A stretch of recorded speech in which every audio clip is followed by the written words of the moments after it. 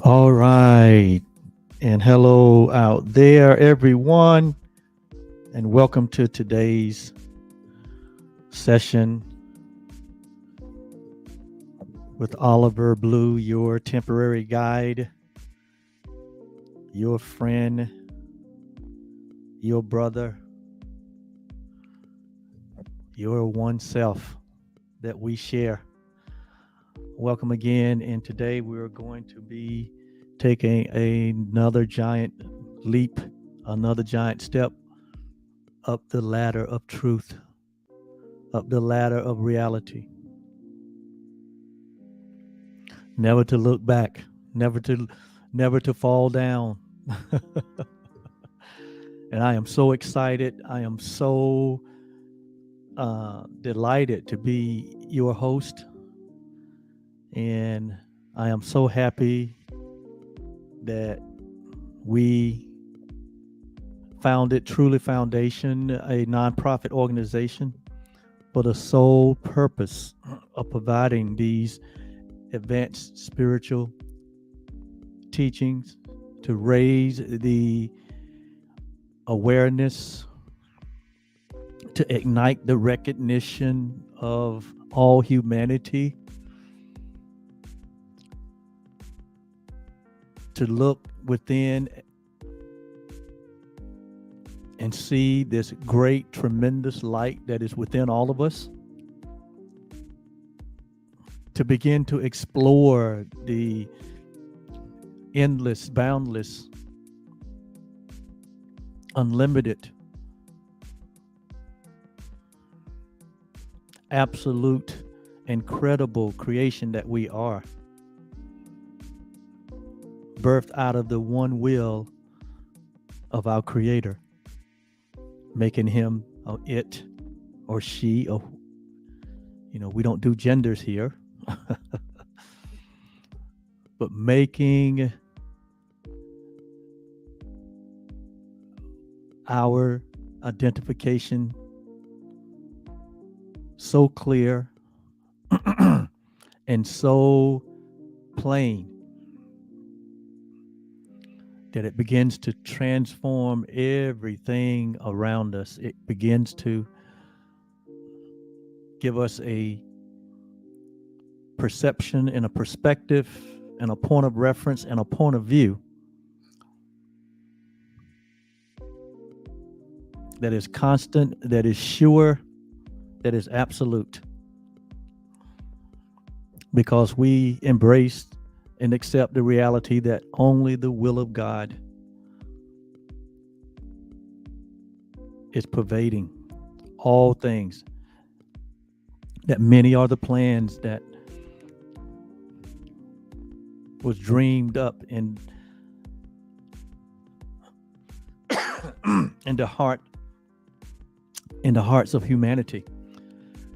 But it is the purposes of God, it is the will of God that is prevailing and will always prevail. And so we open ourselves up today to the idea in workbook lesson 152.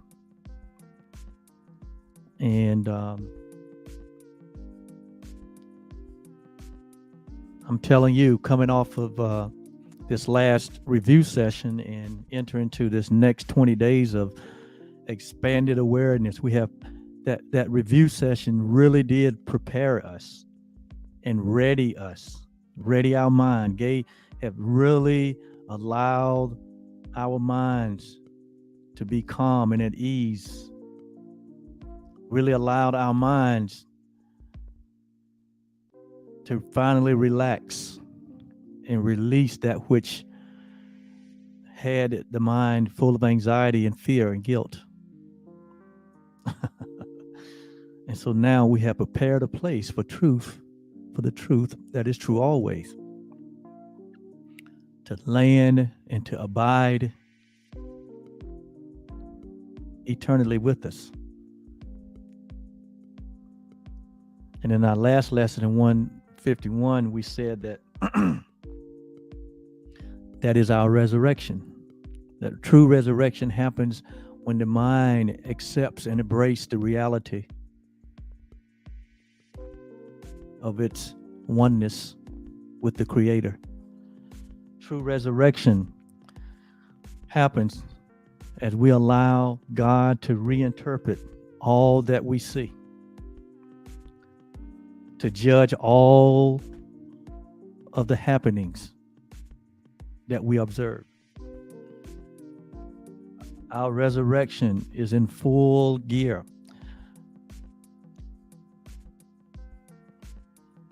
when we are being taught the single lesson that is contained in everything,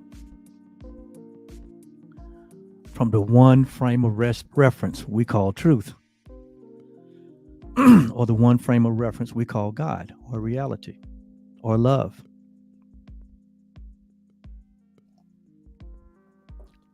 And here we teach only love, because love is all there is.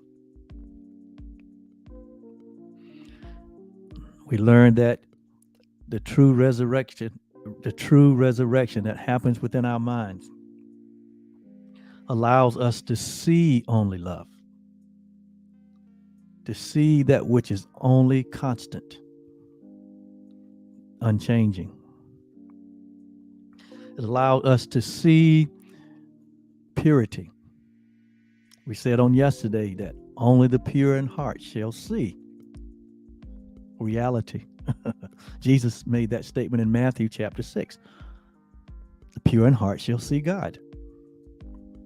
The pure in heart is the mind that has been resurrected to its original state of humility and surrender to the truth that is true always.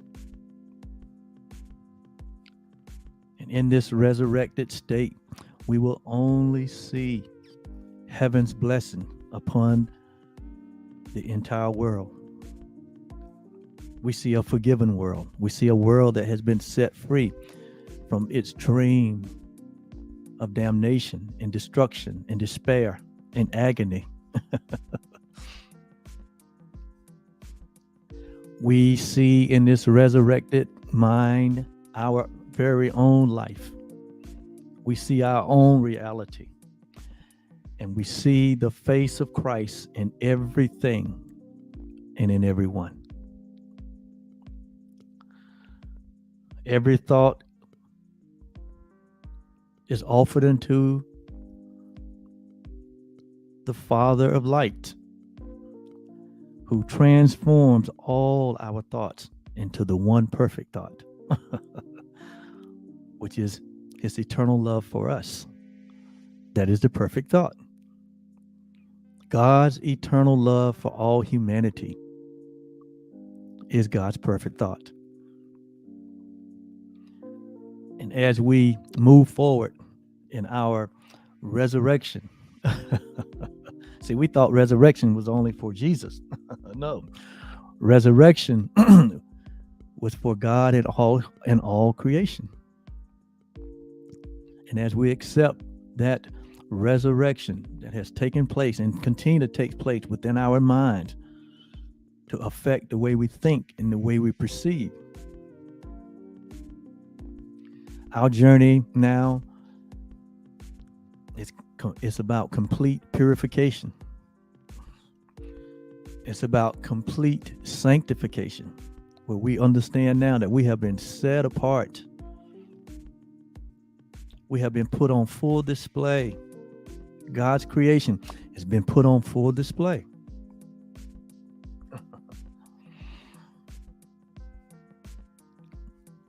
Retranslation, where every thought that we ever thought is now being retranslated by truth itself. This is our Eastertide. This is the celebration that we have entered into. This is the rest for the people of God that Hebrews talked about. And as we embrace our own resurrection, that we move from glory to glory. Jesus called it transfiguration, that we've been transfigured, or we transcend the limitations of this world. We transcend the falsity of our body identification. We transcend time and space. We transcend form and have entered into the reality of who we are and our true identity. And this is the salvation. This is God's plan for salvation, where that all humanity, it is guaranteed that all humanity shall wake up, shall rise up, shall awaken, shall be born anew and afresh, to come to experience its original state of creation, of oneness with the Father. It's about the Father and his creation. In traditional sense, we say the Father and his Son.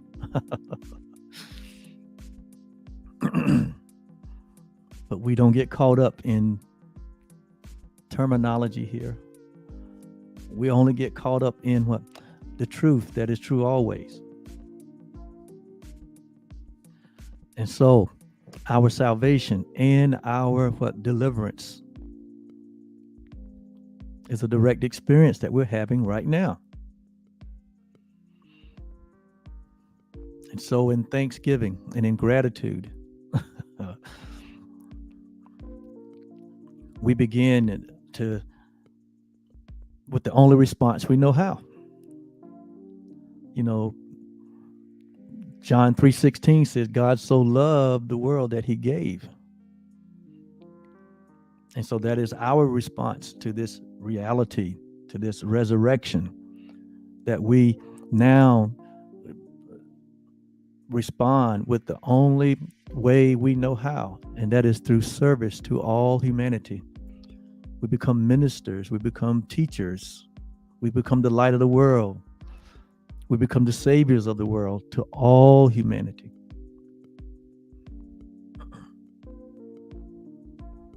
And our message is that there is only truth, and in truth there is no illusions. There is no sickness, there's no sin, there's no death. There is no hell. There is only love. There are no opposites. There's only heaven. In truth, there are no opposites. There's only the love of the Father for the one being that he shared with all creation. And so in truth, there are no illusions. There are no opposites. There's nothing to fear. There is no lack. There's no scarcity. In reality, there is no sickness. There's no death. There's no beginning. There's no end.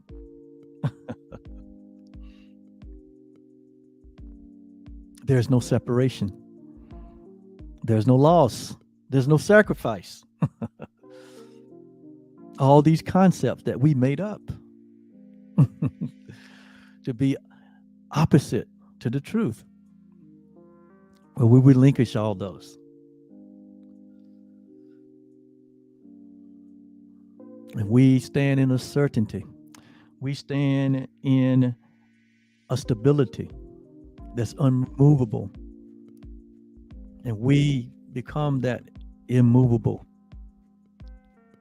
foundation that's always abounding in this service, in this work, in this ministry of love, in this ministry of reconciliation, where we now have joined as co-laborers with God in the plan of salvation. That it is the only plan of salvation, where God has reconciled all things back into himself. And so we carry this message of reconciliation. We carry this message of truth, where that peace that we all share, that peace that we were all searching for, that peace that passes understanding,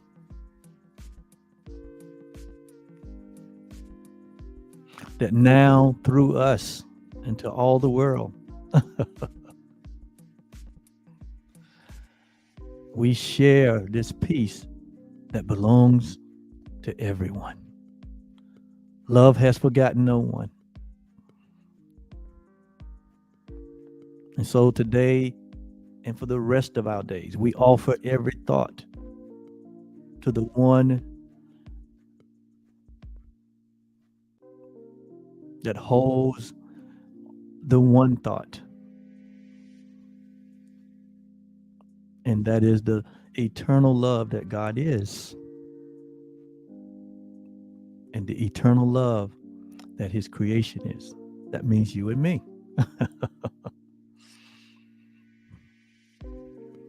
And so I just share all that because that's what I got out of the last lesson. I don't know what you got, but that's what I got. And it fills my heart. It thrills my heart, and it fills my mind with joy and happiness and peace that passes all understanding. Yes, yes. So today's idea in lesson 152 states that the power of decision is my own. The power of decision is my own. And there's a lot in this lesson, so many themes. So we're going to jump right in and see what direction it goes in. But the power of decision is my own. No one can suffer loss unless it be his own decision. Notice what it says now, that no one can suffer unless it be his own decision. This sounds like a little about responsibility here. It says no one can suffer loss unless it be his own decision. No one suffers pain except his choice elects this state for him. Okay, this is getting real serious. But it's consistent. No one can grieve, nor fear, nor think him sick or think himself sick, unless these are the outcomes that he wants. And no one dies without his own consent. And then it concludes by saying, nothing occurs in our life but represents our own wish. And nothing is omitted that we choose. Oh my God. That's something we need to really pause and think about for a minute for what it's saying here. It says that nothing occurs within our life but that which represents our wish.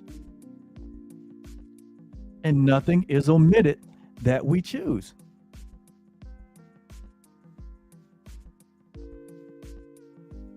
It says, here is your world, or here is your life, or here is what you have experienced in your life, complete in all its details. So it says here that here is the whole reality for ourselves as we have decided, as we have chosen. And it is only here that salvation is.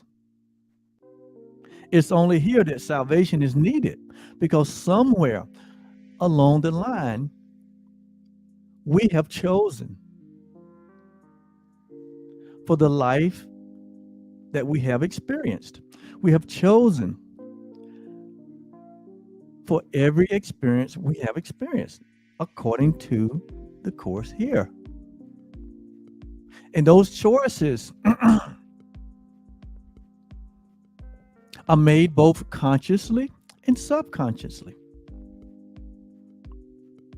Our choice to enter into a world of dreams,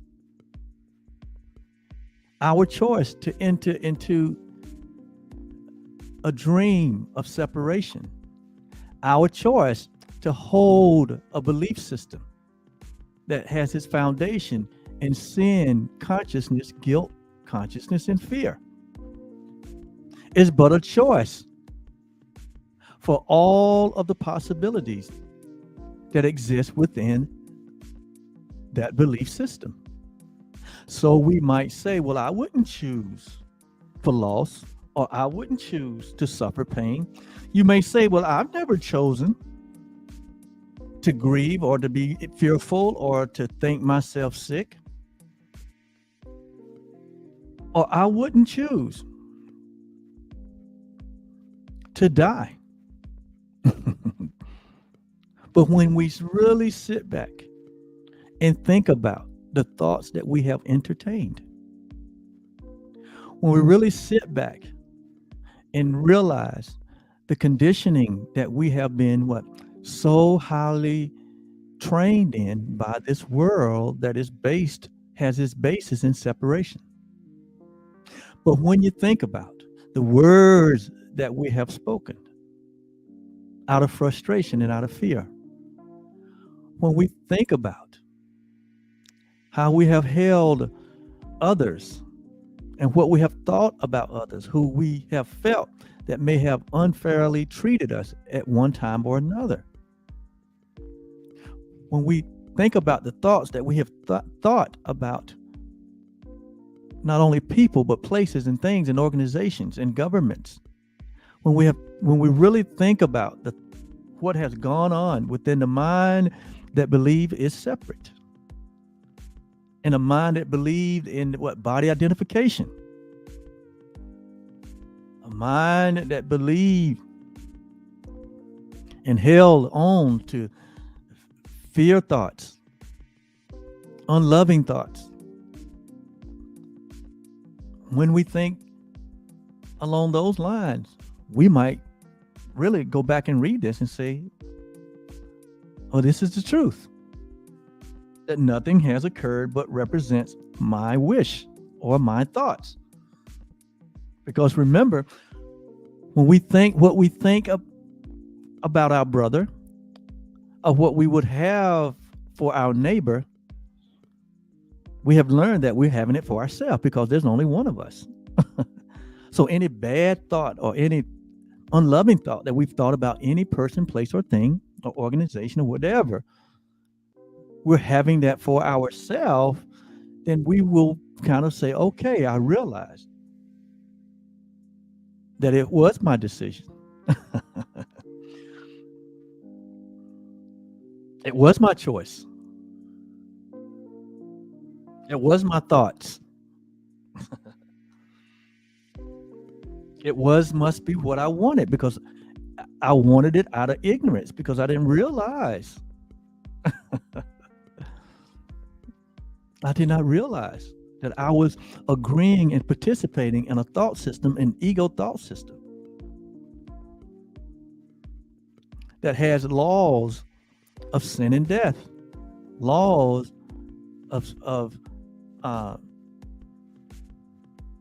that are based on a world that is built on the foundation of a big lie. And so now, as we read this again, we can kind of say, oh yeah, nothing occurred in my life but represent what I wished, and nothing is omitted that I have chosen. So all of our experiences, all our events, all our activities, all our everything that has happened in our timeline, everything that has arisen in our life, good or bad, happy or sad,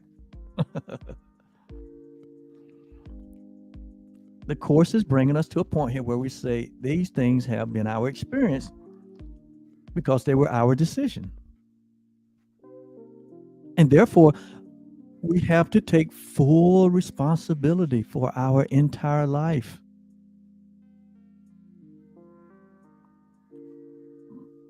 In truth, we cannot blame external factors, external circumstances for our condition, for our experience. We have to take full responsibility. But the good news is that within all of that, God was at work to will and to do of his good pleasure, and was there in response to our decisions, wherever they may have been, guiding and directing, redirecting, bringing all of that activity and still landing you in a safe place. Because now we understand from being in this training for 152 days that God is the one who wills only good for us. Only good. To will and to good. See, it says to will and to do of his good pleasure. Even in our ignorance, even in our state of dreaming of separation, even in our state of hallucination, even in our state of making a concept of ourselves that is totally false, God was still at work in every situation, circumstance in our life, every activity, every event, every thought, every feeling, every emotion, every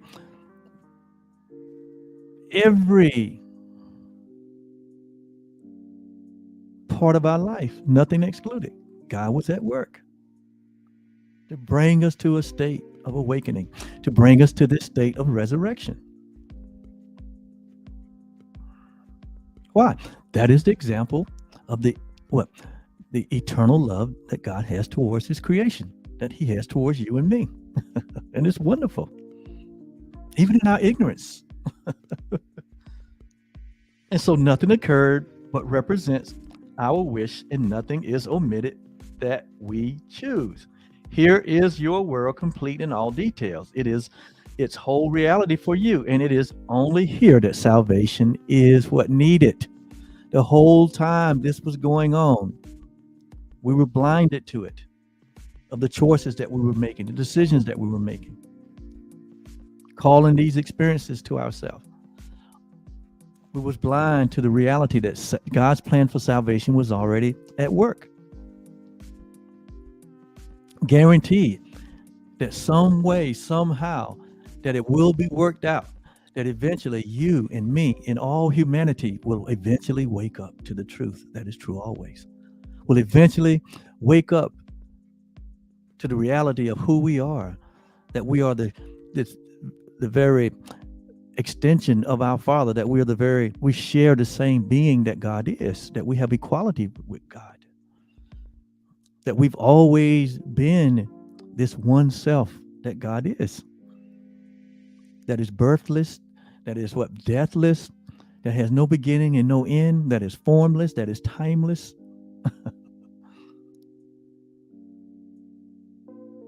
He, she, it has been working it out from days of ancient times.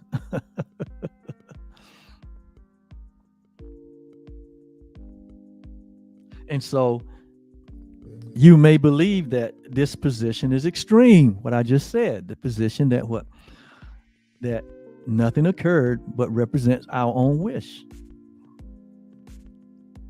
Well, let's stick with it. Let's see where it's going to take us. It says, you may think that this position is extreme and too inclusive to be true. Because what it's saying here is that all our experiences are our choices and our decisions. At some level, we chose them.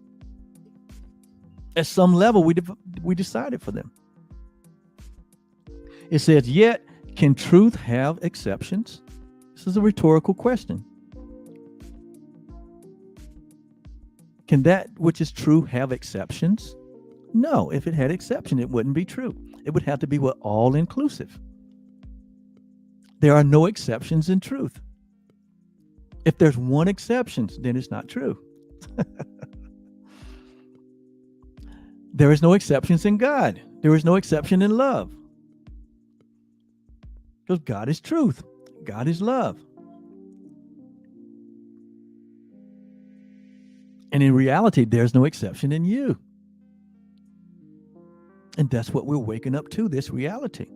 That all of that experience, all of the experiences that we had, where there were exceptions, where there are opposites, a life of opposites and exceptions,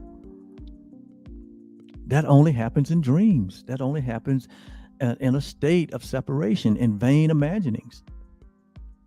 It only happens in a world of separation. So that can't be a part of the truth. Why? Because the truth, like it says here, the truth has no exceptions. It says, if you have had the gift of everything,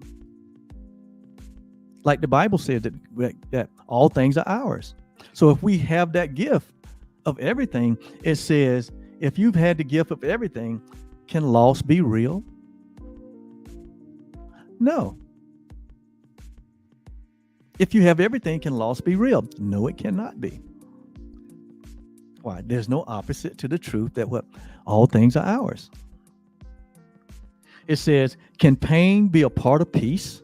If there's peace, can there be pain? No. There's no pain in peace. See, there's no exceptions. That's what he's bringing out here. He says, can there be grief and joy? Absolutely not. There is no joy in grief.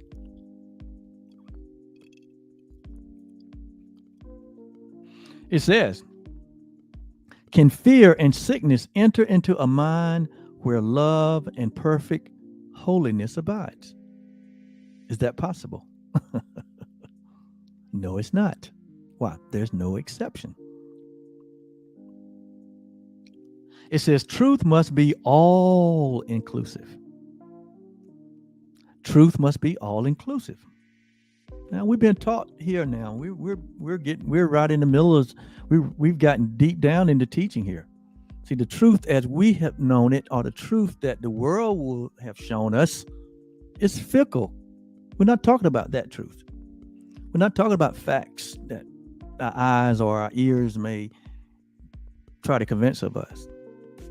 We're not talking about partial evidence. We're not talking about wrong judgment where we don't have all the information. Here, where we're talking about the truth that God is. We're talking about the truth that has no opposite. We're talking about truth that has no exception. We're talking about truth, as it says here, must be all inclusive. So if we make one exception, it's not true. That's why love has forgotten no one. Because if love has forgotten anyone, then it's not love. That's why God said that he was in Christ reconciling what? The entire world to himself. That means that what? None is excluded. But we live in a world that would teach us. We live in religious communities, places of faith that would teach you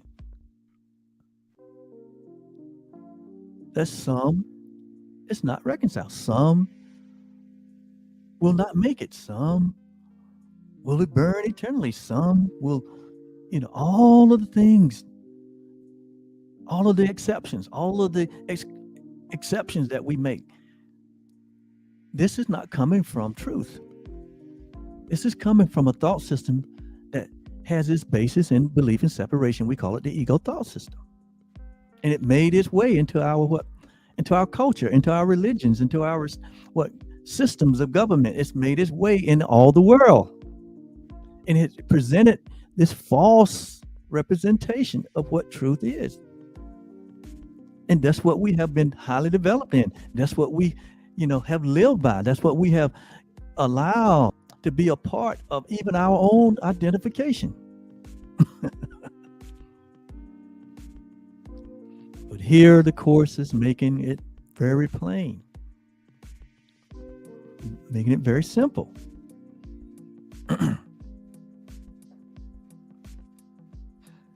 It says,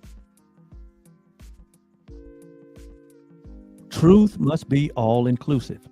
If it be the truth at all, it's all inclusive. Except no opposites and no exceptions. For to do so is to contradict the truth entirely. If there's one exception, see, we live in a world of exceptions. We make exceptions. But in reality, there are no exceptions. The truth is true always.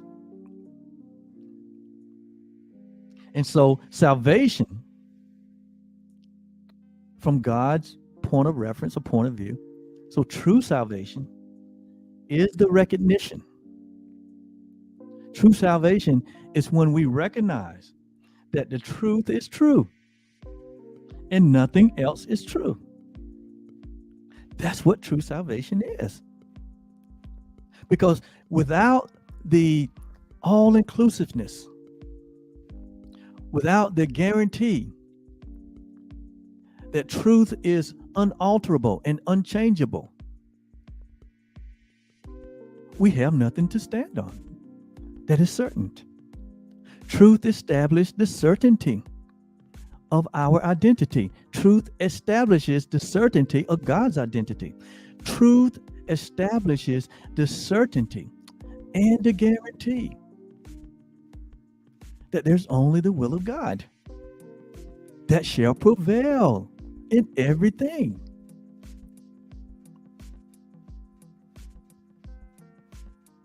Everything. And so it says, salvation is the recognition that truth is true and nothing else is true. This you have heard before, but may not yet accept that reality.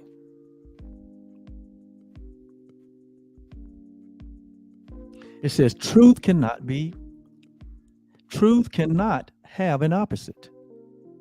Remember when we started, like the first part of our training, I would go over the section in the front of the Course in Miracles that talked about what the Course says. And in that, if you can remember, we talked about that at the very beginning, the Course makes a fundamental difference between that which is real and that which is not. Why? Because the whole foundation, the whole basis of reality, the whole basis of any certainty has to be the basis that what? There is reality. And there is nothing else.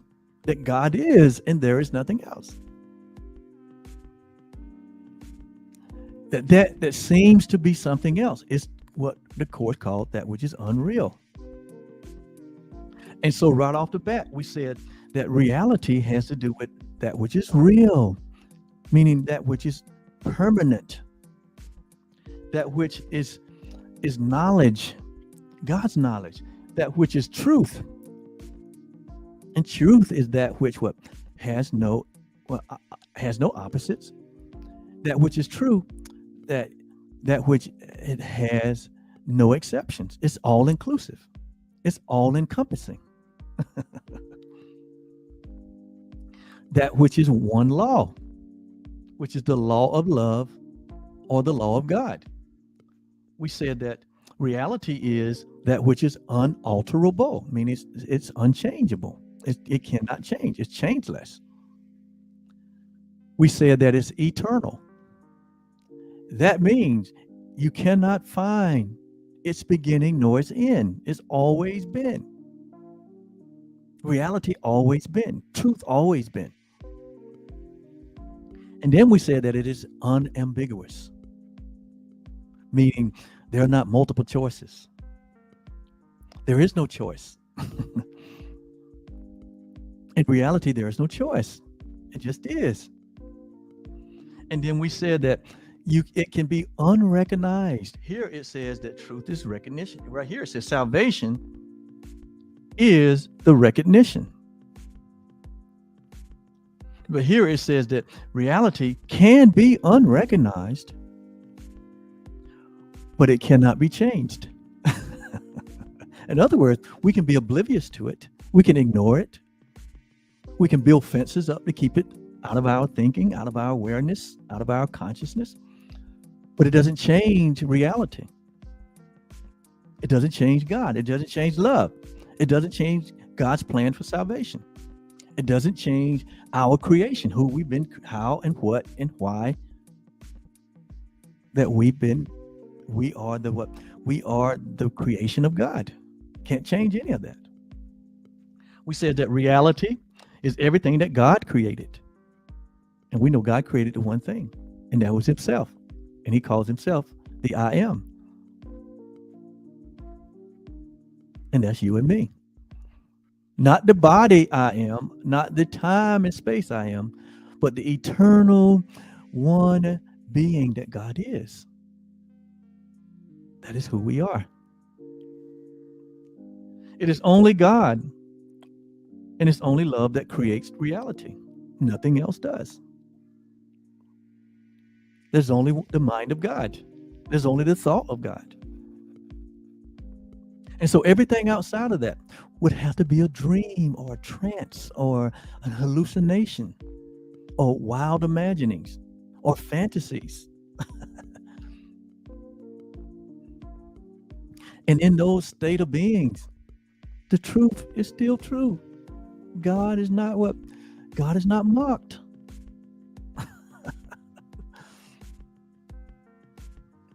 So we would have to be in a state of sleep or state of dreaming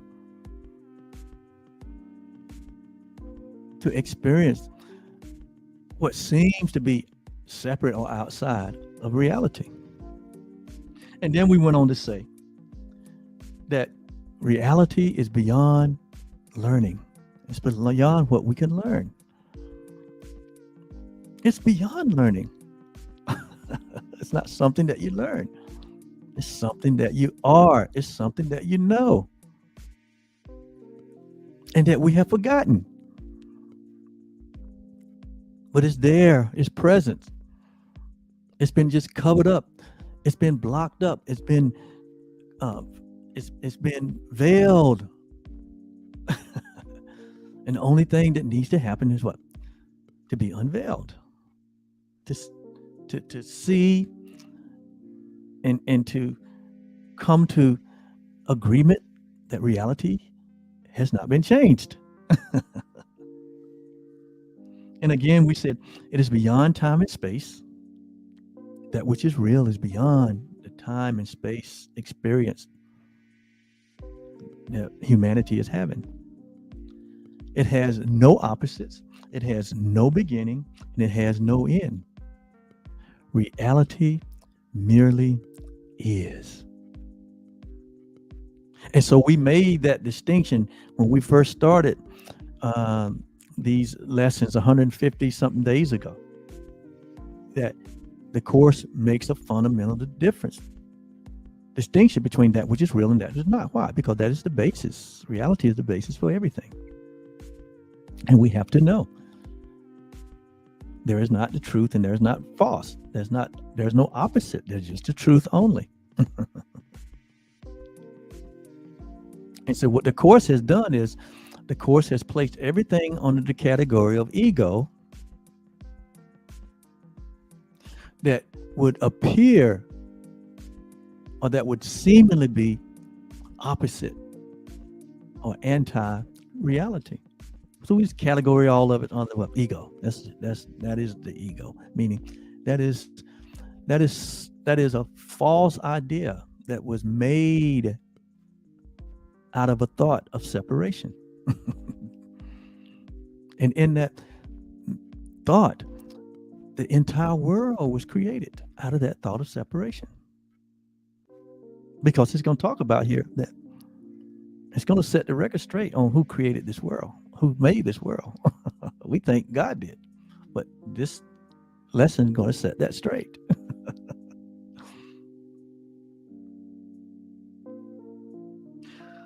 And then it goes on to say that that's reality.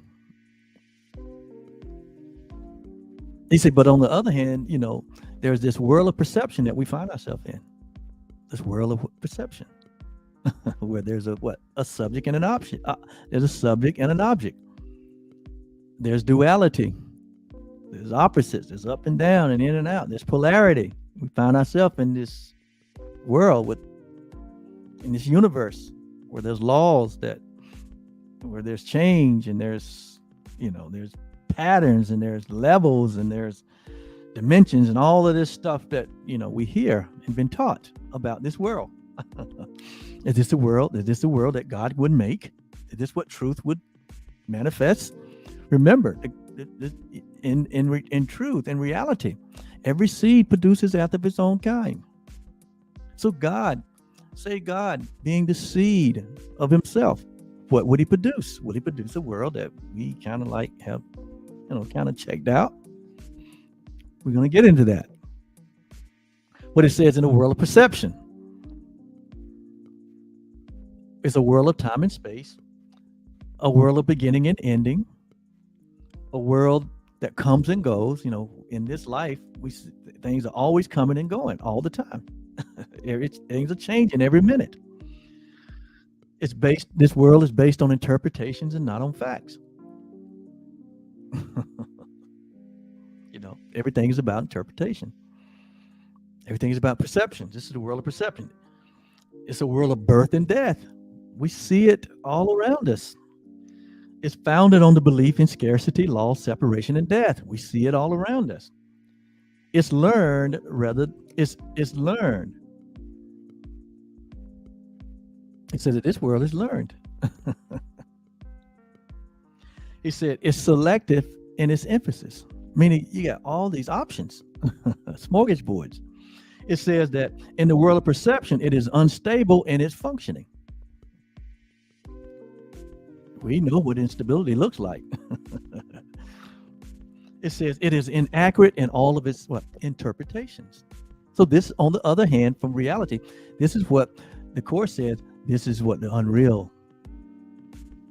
Not that it's opposite, is it? But this is what it looks like. But it's not real. So there is no opposite in reality. But this is what it looks like. This is what the world of duality looks like. But we find ourselves in having this human experience.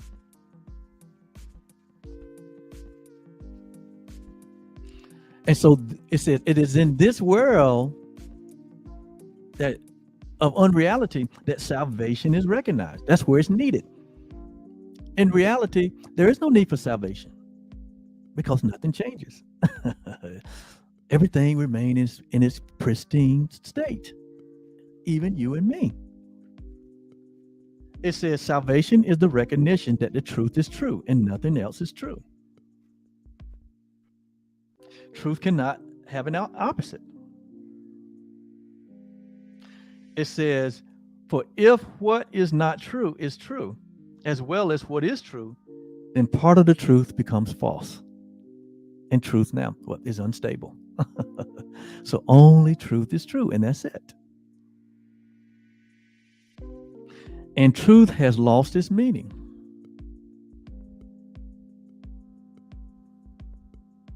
If part of it is false. It says nothing but the truth is true, and what is false is false. Nothing but reality is real, and what is unreality is unreality. And so there's a foundation being built here where this lesson is bringing us to the awareness that every decision that we make is our very own. And if we're making decisions where the truth is not the foundation of our decision, then yes, we get to experience these things that we would not want to experience. Like suffering and pain and loss. That's because we're making decisions based on unreality, that they're opposites.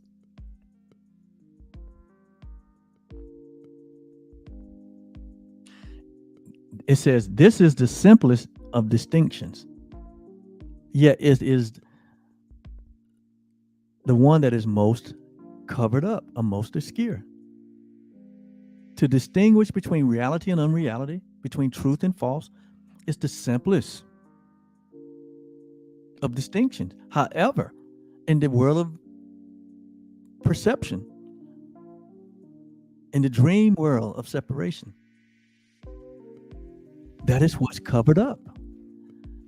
That is what blinds the mind of humanity. That have caused us to make a world that is full of inequality, a world that is full of lack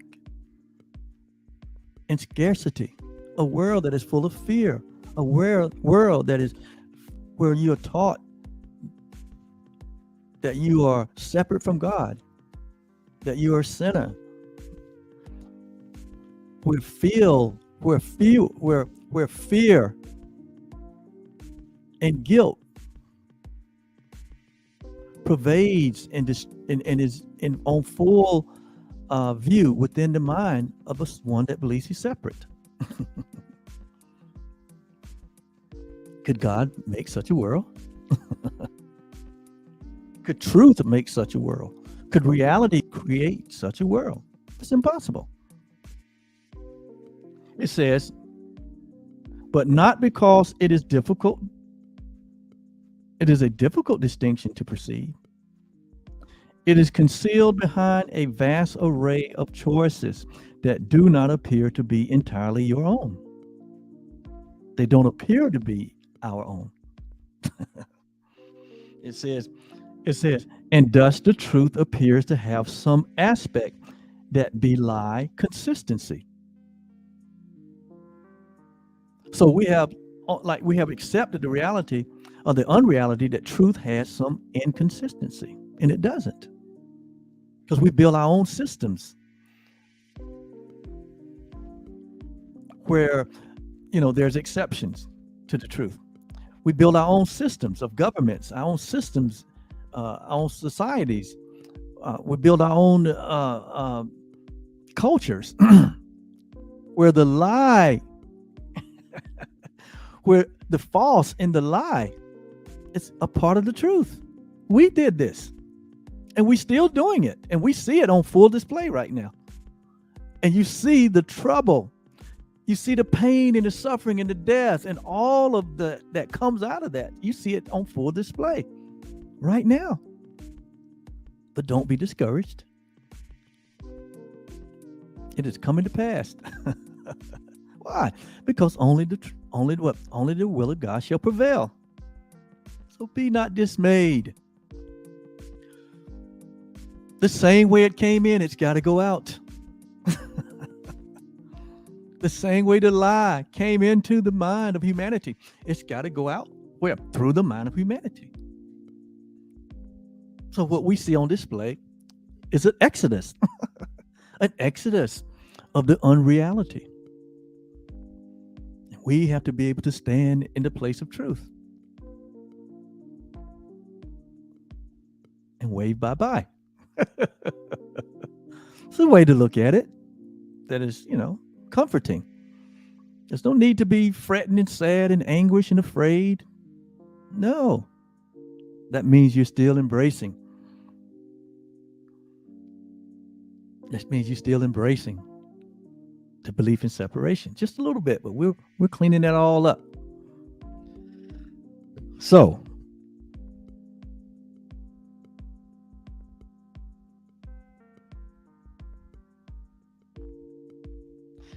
it says, as God created you. How did God create you? It says, as God created you, you must remain unchangeable.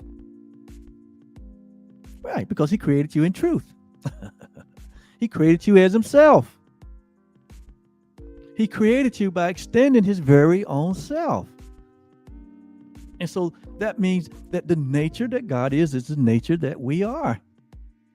That is, the being that God is the being that we are. That means that the life that God is the life that we are. And that life and that being and that nature is what? Unchangeable. We remain as God created us, whole and complete, one with our Creator, with all the characteristics of what I read here about what is real. We are created as reality. We've been created in the knowledge of God. We have been created in truth under one law, the law of love. We are unalterable. We are what? Eternal, unambiguous. We are changeless. God is our only creation. God is our only reality. We're created in love. We are beyond time and space. We are what? We have no opposites. We are what? We have no beginning and we have no end. We merely are just as God is. That is our truth. That is our reality.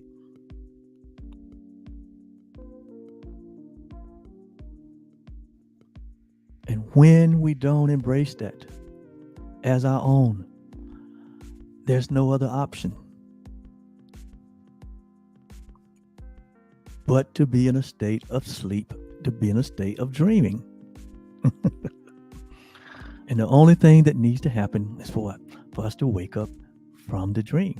And guess what? Even in the dream of separation, truth abides there. The remembrance of the truth is there. And that's what wakes us up. So even as I share these lessons, these advanced lessons, they are designed to help wake all of us up to the reality of our reality in God, that God is our identity. We are not something separate from our Father, but we are one with our Father who loves us eternally.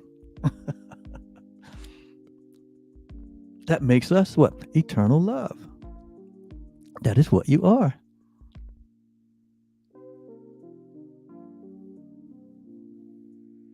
And so, as God created you, you must remain unchangeable. With transitory states, by definition, false. You're not a transitory reality. You are a permanent reality.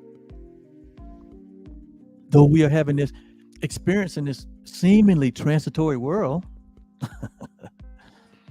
it doesn't change our original state. It doesn't change our reality that we are permanent beings.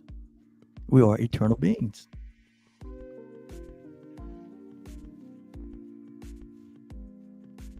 So that means that all the shifts that we experience, all the feelings, all the alterations and conditions that we engage in, that all the alterations in the body, all the different changes that we go through in these bodies, all these, we see the body goes from infantry, or being an infant, to being what?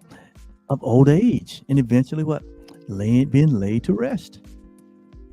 Even in all those shifts and changes, even in all those conditions of the body and the mind goes through these weird seasons of thoughts. Mind has been all over the place in a state of separation. It says, even in all of this, in all the awareness, and in all response, we remain unchanged. We remain unchanged on all of that. Even when we were thinking that we were that. Still, the majority of humanity thinks that it is its body, it is its thoughts, it is all the changes that it goes through. It is all its shifts, all its feelings, all its emotions. It believes that it is its race, it is its gender, it is its body, it's its political affiliation, it's its religious affiliation, it is its national affiliation. Humanity still puts stock and credence in that as being their identity. Therefore, therein lies the suffering. That's why there's so much suffering in the dream. It's a misidentification that we have embraced and have forgotten our true identity. But cheer up, I'm here to remind you. It says, this is the all-inclusiveness which sets the truth apart from falsehood. And the false kept separate from the truth and what it is. So here it's saying that truth is all inclusive. All that God is all that we are. And everything else that's in a state of seeming, a state of dreaming, a state of hallucination, a state of separation, all the other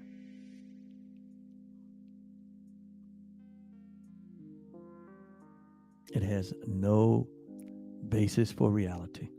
None.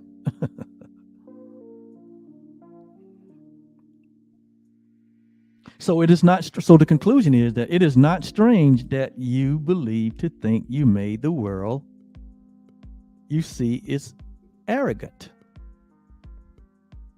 That was what he said here.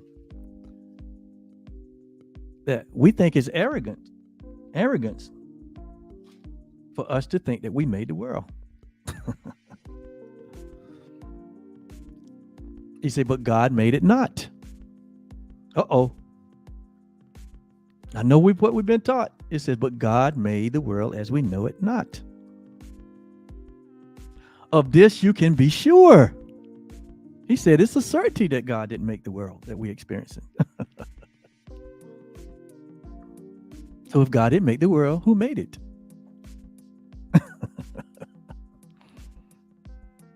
We made it through our decisions, our belief in separation. Truth cannot be, remember, there's no exceptions. It can't be a part of that. There's no opposite. So we would have to, what? In a dreamlike state, create a world that is built on separation and division, built on fear, built on lack and scarcity. We did it. We miscreated the world. In a dream of separation, we did this.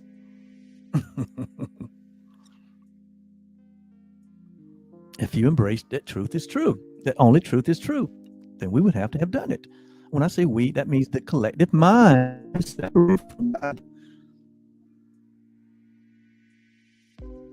And that's the whole metaphor. That's the whole symbolism that you see in the story, the creation story in Genesis.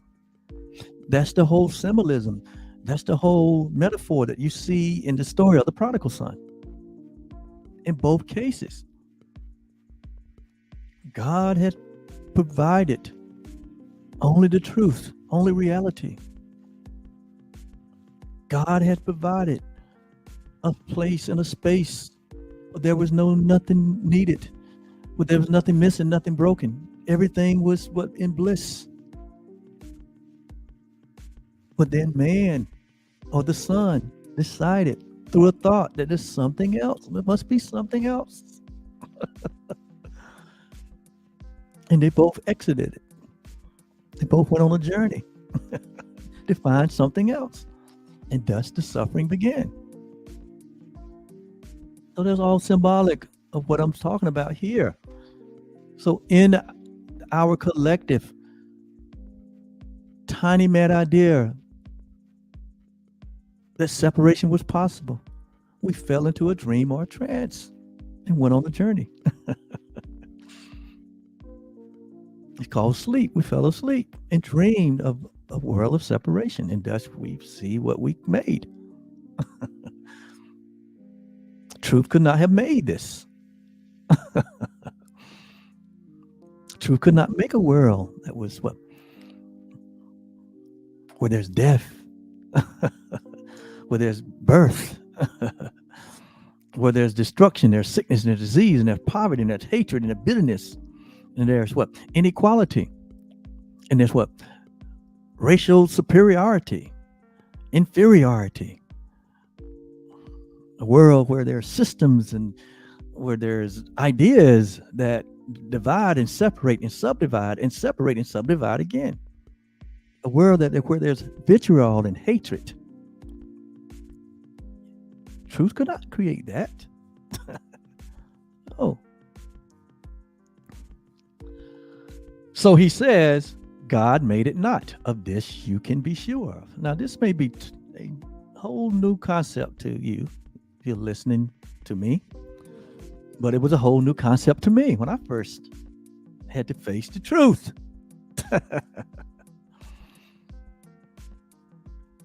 But by this time, if you've been with us, you should already have come to that conclusion.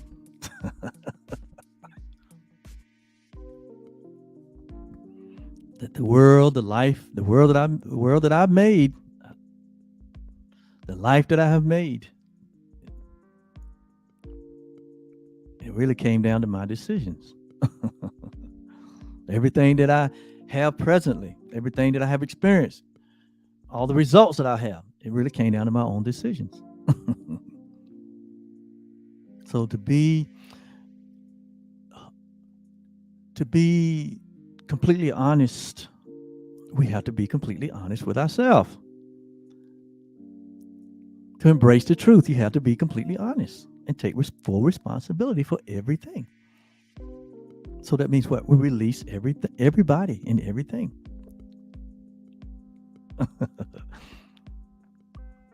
We release everybody and everything. And it just comes down now to me and God. It comes down now to me and the truth.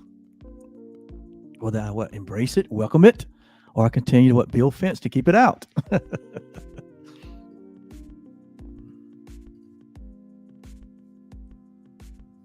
It says, what can he know, or what can truth know? What can God know of the ephemeral? What can God know of the temporary? God is permanent. What can he know of the ephemeral? That word ephemeral means it's only short-lived. What can God know of the short-lived? What can eternity know of the short-lived? Can't know it. It says, what can God know of sin and guilt? That which is true, that which is pure, that which is innocent. What can it know of sin and guilt?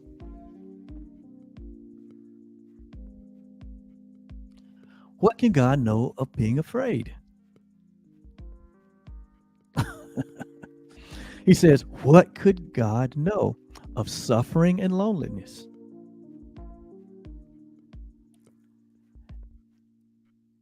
And the mind that lives without a body that must die. What can God know of that? To create something like that. Do you think God hold these kind of thoughts? You think love hold these kind of thoughts? You think truth hold these kind of thoughts? Remember, there are no opposites in truth. It says, we but accuse God of being insane. Yeah, because we see this world that in many cases is insane of what happens in this world. It's an insane world. When you look at it, from a place of light. He says, you but accuse God of insanity to think he made a world where such things seem to have reality. That's why a lot of us don't have anything. A lot of people in the world, they say, don't have anything to do with God. A God that would make a world like this, a God would allow people to suffer, a God that would allow this to happen and that to happen, school shootings, mass shootings, a God that would let this and that happen. And so people say, I don't have anything to do with God. Or people who have something to do with God, they're afraid of God because they see the insanity in this world. Like, God made a crazy world. But now we're coming to see the truth. That it is impossible for God to have created such a place. It says, God made it not. Of this you can be sure. It says, You but accuse him of insanity to think that he made a world where such things seem to have reality. God is not mad. He is not mad. Yet only madness makes a world like this. And where did the madness come from? Came from our belief in separation, that we're separated from our Creator and separated from one another. And you see it play out in the world that you've been visiting, for however long you've been visiting, and for how many times you have visited this place. But it's okay. We are waking up. We're allowing the mind to be what? Resurrected to the truth. To think that God made chaos. He's describing the world that we see. To think that God made chaos contradicts his very own will. God is not the author of confusion. To think that he invented opposites to truth. To think that he suffers death to triumph over life. All this is arrogance, to think that way. If we think that God made the world, the Course says that's arrogance. And what it's going to tell you is that it is not arrogance to say that we made the world. That's humility. To say that we made the world, that's really that's humility, because we did. Knowingly or unknowingly, we did. And we still make it every day by our choices, by our decisions, by our thoughts, by our perceptions. What is the foundation of our reality? What thought system are we operating in? Are we operating in the thought system of God or in the thought system of the ego?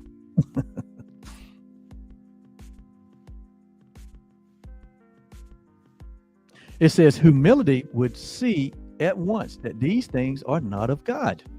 Humility would see that a world of chaos, a world of opposites, a world that suffers death to triumph over life, that would see that all these things, it says humility would see that all these things are not of God. It says, and can you see what God created not? Can we see what God created not? In other words, it says to think that you can see what God created not is merely to believe that you can perceive what God willed not to be. And what could be more arrogant than to think this way? We're down in the nitty gritty now. Somebody's waking up.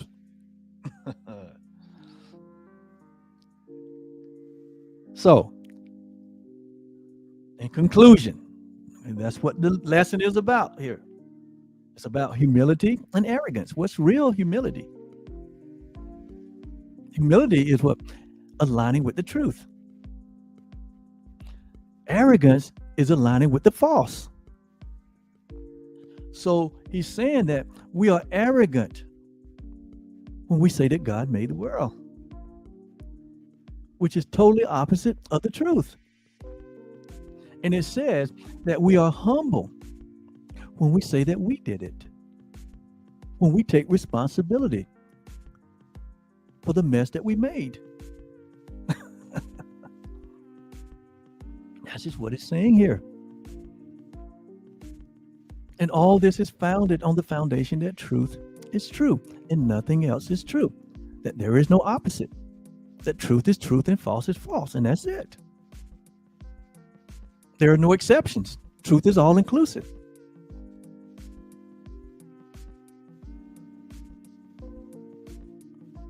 And that what God is and what God have created has not been affected, has not been altered or changed by any of the falsity, any of the dreams, any of the hallucinations, any of the vain imaginings,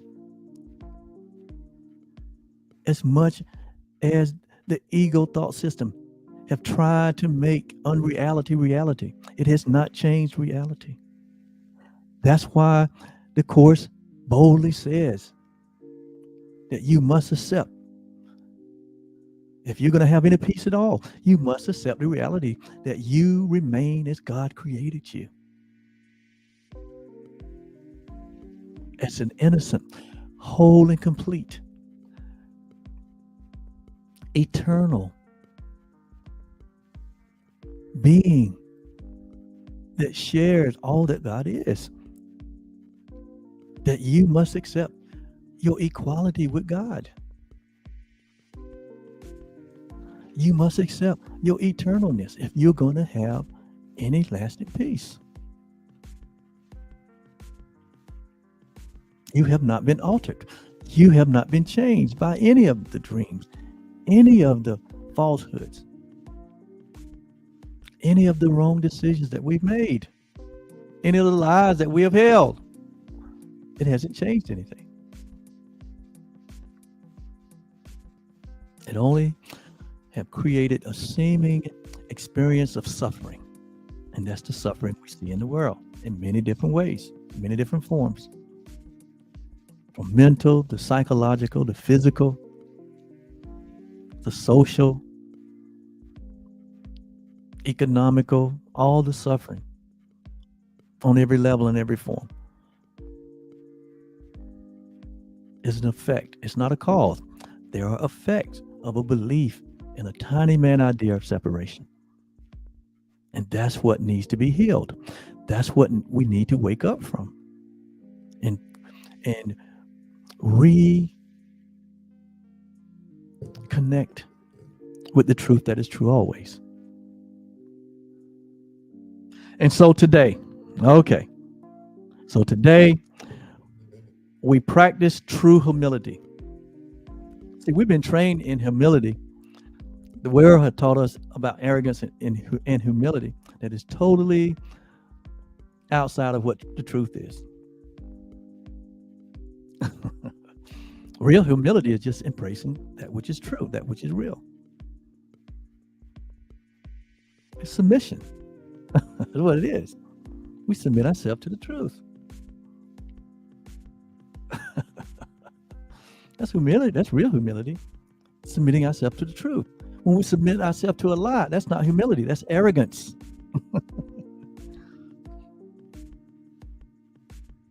When we allow within our belief system that we are sinners, when we allow in our system that God is an unloving father in any way, on any level, when we allow within our belief system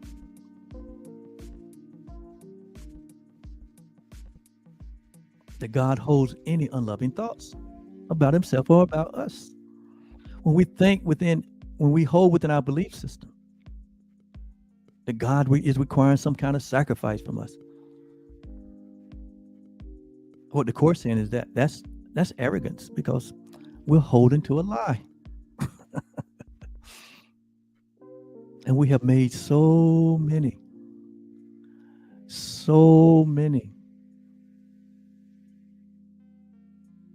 rituals, so many requirements, and put them on the truth. Blame them on God. Blame God for everything. And we've done that. And we're suffering because of it. But true humility is when we embrace the truth that is true always. When we wake up, when we allow the plan of salvation to bring us to a place of awareness, to where our minds now become resurrected to the reality of truth only. where we allow God to reinterpret everything for us, where we let go of all that we've made and only embrace that what God created. Now we're on the right track. And so it says, today we practice true humility, abandoning the false pretense or the false pretenses by which the ego seeks to prove its arrogance. See, when we allow the world to have trained us in the ego thought system, it is all an attempt to cover up the truth. And it comes out in an arrogant way by which what we promote or become promoters of separation, become the promoters of inequality, become promoters of what you see happening in the world, where there's oppression, where humanity is oppressing one another in any form, where there is greed, where there's this pretense, like what's going on here currently in 2022, this pretense.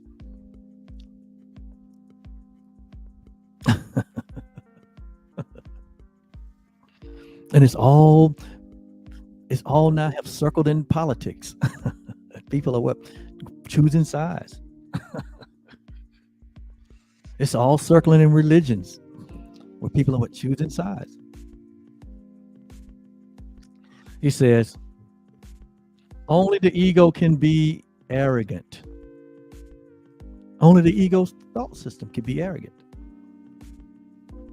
But truth is humble in acknowledging its mightiness, its changelessness, and its eternal wholeness. It's all-encompassing nature, where there's no exceptions. It says God's perfect gift to his beloved Son. That's humility. To acknowledge your changelessness, to acknowledge your innocence, your wholeness, your completeness, to acknowledge your sinlessness, to acknowledge your guiltlessness, to acknowledge your eternal state, to acknowledge the fact that you are unaltered, that you are unblemished by any of what has been on display, that you remain as God created you. That is true humility. To acknowledge your oneness with God. To acknowledge that all humanity is guiltless. And that the whole world is free. That's what Paul meant when he said God had committed to him the ministry of reconciliation, and that God had in God, the message of reconciliation, in that God has reconciled all the world back into himself. God had gone into the dream through the person of Jesus and fulfilled the requirement of the dream. And once the fulfillment of the dream was done, the dream vanished into thin air. And so what we see now is just a residual of sin consciousness, where we're no longer under the law. We're no longer under the laws of the dream of separation. But we're all about the original, what he called grace. That we have that we now can return to our place of holiness and wholeness and completeness, our original state, our original habitat. Like the prodigal son come home. God is calling all humanity come home. Drop the dream, drop the illusions, drop the misperceptions. Put down your guns, your weapons. They're no longer needed. Love has triumphed over hatred. Life has triumphed over death. That becomes your lived experience once you make those down this, because those decisions, like it says here, the power of decision is your own. You're still making a decision. What decision are you making? Are you experiencing the peace of God? Are you experiencing the oneness with humanity? Do you see the face of Christ in all humanity? That lets you know where you're making your decision. Is it still based on the false, the unreal, or is it based on the truth?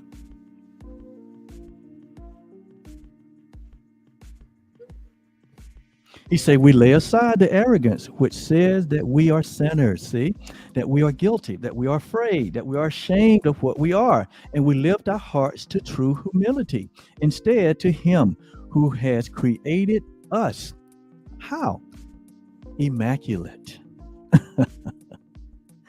He's created us. How? Immaculate.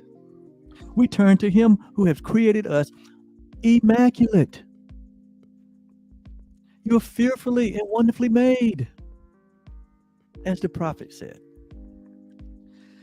He says, who created us immaculate, like to himself, in power and in love. This is who we are. Guiltless, sinless, higher than the heavens is who we are. He said the power of decision is our own. So what are you going to decide? You're still deciding, and you're still having what you're deciding. Is your mind at peace? Is your perception of oneness? Do you see the face of Christ in all humanity? Or are you still judging based on what? Partial information? Are you judging based on what you can see with your eyes and hear with your ears? Are you still making decisions based on your gender, based on your nationality, based on your political affiliation, based on your religious affiliation, based on your race, based on what your family taught you, based on what this nation has taught you, based upon history, based upon your ancestors? Are you still making decisions based on those things? Here it says that if we are, we're being arrogant because we're making them based on that which is false. He said, now humble yourself and make a decision about the truth of who you are, that you are the immaculate, created one of God, that you are created like unto himself. You are himself. You share the same self that God is. That you are powerful beyond measure and in love. That is who we are.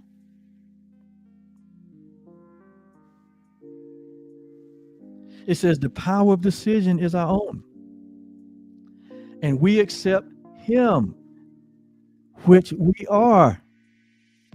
We accept him which we are. Jesus said it this way: as I am and where I am, so are ye in this world. I and you, you and me, we're one. It's all through scripture. It's all through New Testament scripture. This reality of oneness. This reality that Jesus done away with sin, guilt, and fear. Why are we still holding on to the residual? Why is there sin consciousness?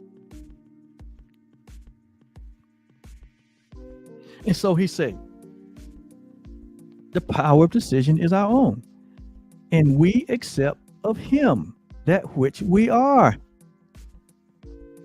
and humbly recognize that we are the sons and daughters. We are the offspring of truth that is true always, and will remain that way. To recognize God's creation implies as well that all our self-concepts of ourself that we made have been laid aside and recognized as false. Remember, we said that enlightenment is but a recognition. awareness.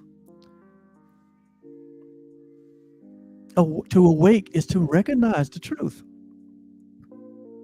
And here today it says that salvation is a recognition. And what is a recognition? Well, we recognize something. We remember something. To recognize is to remember the original. Oh, yes, I remember. That's what Jesus meant when he said, do this what? In remembrance of me. He wasn't talking about him personally. He was talking about in remembrance of truth. The symbols and the act of communion is that we're one. That we're one body, that we're one life, that we're one entity. God is not something separate from us, but God is who we are. We are not something separate from God, but God is who we are. God is our only identity and what we have made. Here it says what? Lay it aside and recognize it as false. It says, their arrogance has been perceived. And in humility, the radiance of God's creation, which is you and me, has gentleness. It says the radiance of God's creation, which is you and me, which is his gentleness and his perfect sinlessness, his Father love, his right to heaven and release from hell are joyously accepted as our own. So we joyously accept the reality of our truth, and we release ourselves and our brothers from the hell that they thought that they were in, or the hell that they thought they deserved. No one deserved that. That's only in a mind of separation. That's only in a mind, a religious mind, that has yet accepted the atonement for itself. But we still establish fear-based theology that requires or say that there is a difference, and there is no difference. That say that there is an exception. There is no exception. That would say that there is specialness. That's a special, that's for a few, only a few. There is no specialness. There's no exception. God is all-inclusive. Love has forgotten no one. And until we embrace that reality, we will suffer mentally and psychologically, individually and collectively. But God has given us this ministry of reconciliation. God has given us this ministry of purification, sanctification, retranslation. This ministry of transfiguration and salvation and deliverance. This ministry of thanksgiving. This ministry that the truth has no illusions. That the peace of God through us belongs to everyone.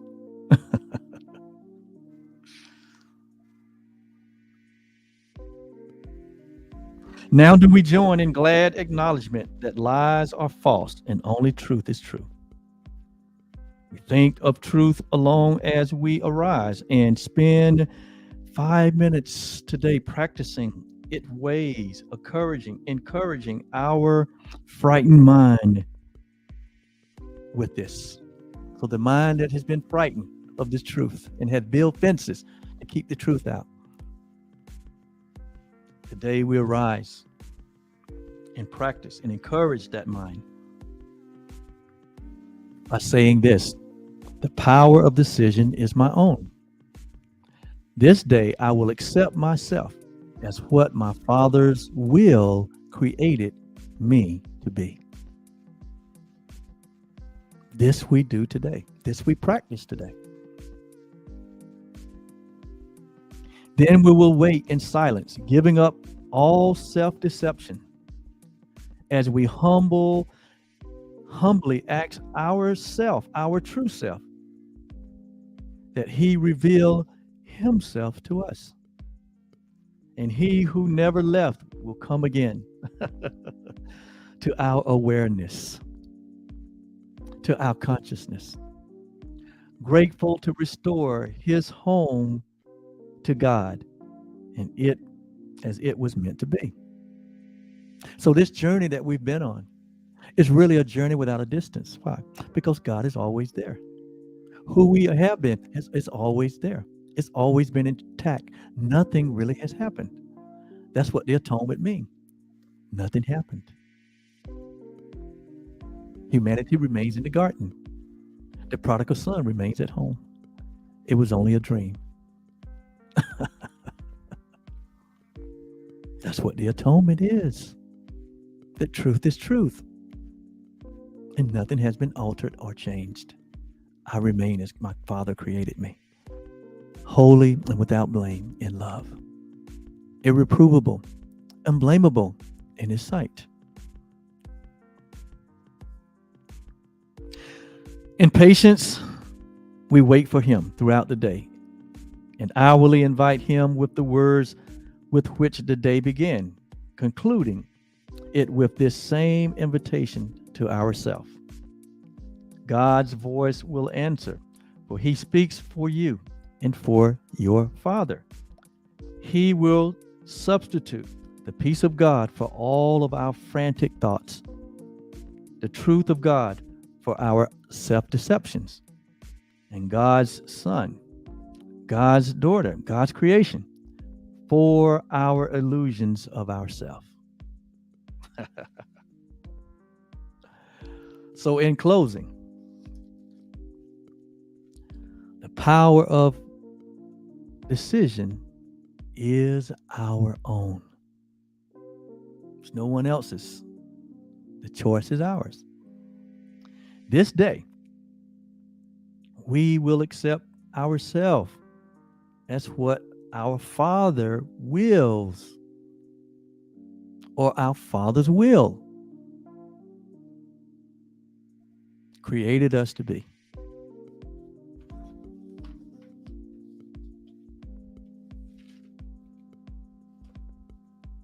And thus, I rest my case.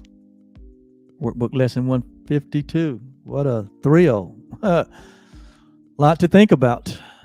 So as you go through your day, think on these things and the voice that speaks for God. We allow that voice to speak for us, which knows only the truth that is true always. And so we are at home where God would have us be. Thank you so much. Have a blessed rest of your day. And we continue this journey on tomorrow. Bye-bye.